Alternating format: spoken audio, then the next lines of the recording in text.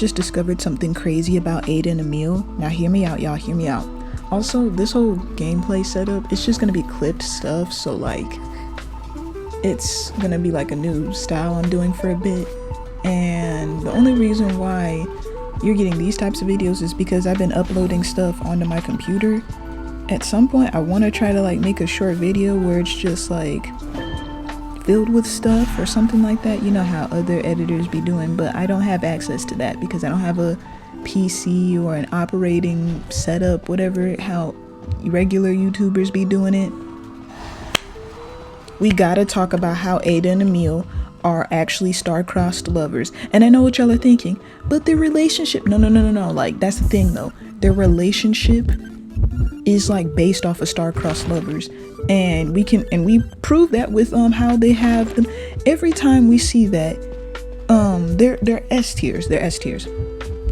Not the first limited. They were like basically based off of a criminal and a goddess who's like overseeing the punishment, but she ends up falling in love with said fugitive and wants to keep him all to herself because she finds that fugitive special while he also finds her special.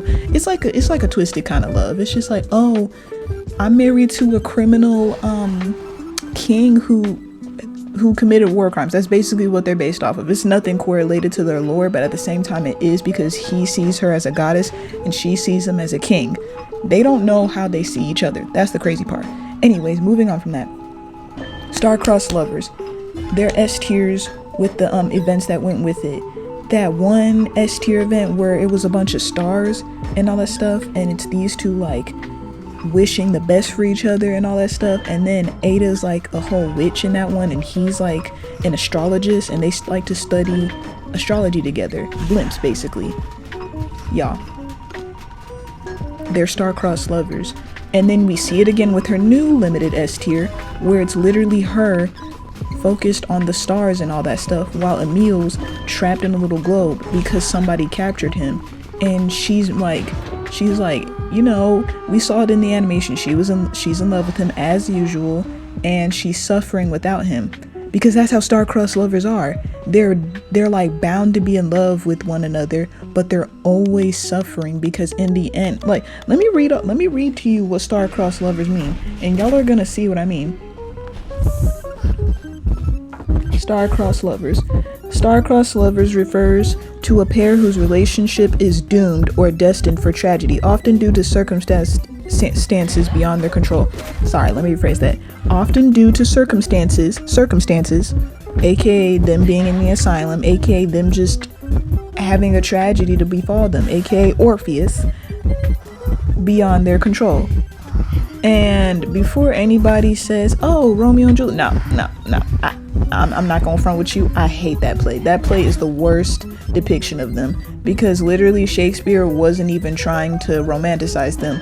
He was basically just pointing out how like it's weird for a young guy who was dating one girl to go chase after her cousin who's also younger than her, like super younger than her. Just I could go on a whole rant about that. That's just for another day. Shakespeare wasn't trying to romanticize that, and that's why I don't like Romeo and Juliet. But if Netties wants to portray them as that, then I get it. Like, I know there are different versions of it, but I know this version of them was most likely them as adults or as kids as well, and that okay, I don't mind. I just don't like, I guess what I'm trying to say is I don't like how people romanticized it when Shakespeare was basically just calling out how weird it is that and then people try to add that into their more legality, just a whole bunch of complicated stuff that I could rant about later. For now, we talk about star-crossed lovers, Ada and Emil. And this is a commentary, so prepare to deal with 15 minutes of commentary and then me blanking out whenever I get the chance. Also, the phrase, the origin of star-crossed lovers, originates from the belief that the positions of the stars could influence human destiny, and it's a concept of astrology. And it signifies a love story where the lovers are unable to be together, often due to external forces such as family, feuds, societal constraints, or fate itself. So, like, basically is that they're together, but like, it's a thing where, like, Ada and Emil are together. They're together, and they're married and everything, but like they'll always get split apart simply because Ada's not able to save Emil or protect him. Meanwhile, Emil wants to protect Ada, but he ends up dying unable to protect her. So he basically dies thinking he failed to protect Ada, and Ada dies thinking she failed Emil, when in reality they were there for each other and had an unhealthy codependency on one another. But it was obvious that their love was genuine, and one was just trying to help the other, but she was like messing up as it goes. And Emil knew that. He knew that her whole like idea, her whole thing with hypnosis therapy wasn't working, but he was just happy that she still cared for her, that she didn't give up, that she wasn't making him overdose like how the asylum was, because the asylum was actually torturing her, performing illegal shock therapy, stitching his mouth to force him to smile, and while before anybody mentions it, no, she did not lobotomize him. She performed a thing where like it releases the pain from the head. Hold on, a procedure that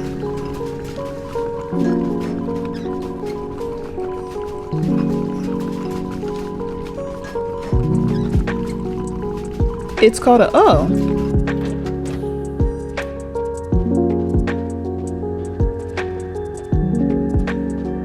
it's called a cranial. Okay, hold on. I gotta search the web for this. Hold on. We gotta hold on. I really wish I could say it. It's called a craniectomy. It's like no, that's not what she did. She cut in the middle to basically relieve the pressure.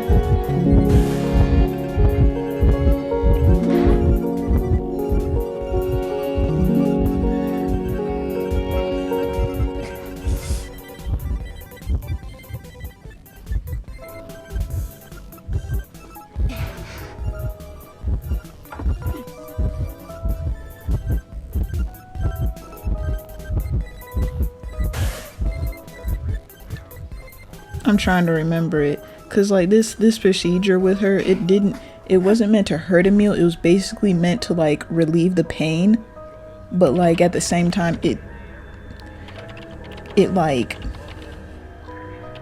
still didn't. There was just a lot of stuff she was trying to do to help him. Sadly, it didn't work, and she realizes that after the fact, because you know the stuff was stagnating. He was turning back into his traumatized self. He suffers from PTSD and suffers from amnesia, and before anybody tries to make it seem like he doesn't know any better, he does. He's a functioning adult who consents with Ada. But the thing is that while we're at it, we also got to mention the fact that like he was being abused by his parents. His dad literally was making him fight dogs. Like he was out here trying to survive and not even teaching him. He was the youngest, actually. He was the youngest. So in his parents' eye, he was the runt. I hate to describe him as that, but that's basically what he was. He was the runt of the family. He got treated as such, and then he got sold off to a fighting ring with dogs. And he had to survive every time. And they were feeding him moldy bread. I real talk need y'all to realize that. And then guess what Ada does when they first meet? She proceeds to feed him a healthy bread and then gets inspired to help people more. She wants to help people. That's her dream. And because of that, she gets ignored by her dad. Basically, her story is that in her experiment letter, her thing is that she's all about control. She wants to control the situation and make it so that Emil is safe. You can't do that, Ada. It's impossible. And it's also not gonna work. And before anybody makes it seem like she was hurting Emil, I promise you she wasn't. The only reason why he was in pain was because he had to face those terrible memories again, which was helping him because as he gained the memories back, he was able to talk to her about it and talk about the trauma. Now, back to the star-crossed lovers situation. This is where it leads to the manor and every single essence where like they're together, but they also get split apart. That's what I mean by they're star-crossed lovers. They're together and they acknowledge that they're together.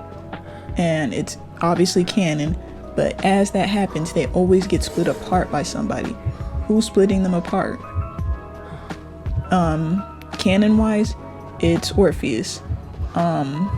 In their limited S tier, they're together no matter what, because she wants to be with him as well as her, and that's that. But in the other essences, like in their B tiers, she's separated from him because she was burnt. She was called a witch. In another one, there was a whole like split between their status, and she let in what's his name, Ithaca, to like help her be with him. And then there's another one where, you know, they were chess pieces. They're still together, but they have to fight another war. It's just endless amounts of fighting for them to be together. And then there's the A tiers. There's their shopskins, where she dies from heartbreak from having to marry somebody else, and then he ends up going insane and visiting her grave, writing poems for her. And then there's the A tiers in the anniversary event, where they get split apart because of something that happened with Joseph's S tier limited. They get split apart. He gets trapped and is like looking for her, and she stays at the village healing people, but she gets tired because he's not with her. Then we have the shopskins. They're together studying astrology together. Star-crossed lover references right there. Then we have the limited S tier, which is another star-crossed lover reference. It's literally astrology. Oh my goodness, it's amazing. I've spent so much time ranting about this. It's not even, y'all are gonna be over here like, oh my gosh. I know. But like, hear me out though. If y'all understand where I'm coming from, y'all will explain your perspective in the comments below and tell me what y'all think. Like, I genuinely need people to talk about this with me. I need somebody to rant about this with me, bruh. Because anytime I talk about them, it's always people explaining their relationship. I'm like, no, I want to rant about how they're star-crossed lovers and how they're doomed no matter what. Like, you know what this reminds me of? It reminds me of, I forgot. It reminds me of the Walton Files with Mary and, Jack Walton. They love each other very much. And, and like, every time I see them, they're always so cute together. And I'm not comparing them to Ada and Emil. I'm comparing the idea of like all four of them being lovers and happy together. But they're doomed because one ends up dying. One ends up dying and the other goes missing, because after Emil dies, we don't know where Ada goes. And before anybody mentions it, Helena did not set them up for failure. I feel like something happened with Orpheus. Orpheus set it up. And Helena and Galatea were just like caught in the crossfire. That's my perspective, because one thing Helena hates doing is lying. She hates lying. And she genuinely cares for Galatea. She wouldn't want Galatea to be caught in a crossfire of anything, nor would Galatea want for Helena. It's obvious they both care for each other and wouldn't want either one to get hurt. So, with that being said, I'm ending the video here. I literally ranted for 14 minutes. Oh my gosh. I could spend so long ranting about them. It's crazy. But yeah, moving on from that, the whole idea is that, wait, I should be ending this. See, y'all got me ranting again. thank you so much for listening to me rant, and I hope you guys enjoyed this video. And while I didn't win most of them, I did enjoy playing as these two again because I missed them a lot. So I hope y'all enjoy this and enjoy watching me get bodied by Wu Jang. I'll see y'all later. Good day and good night. I'm leaving.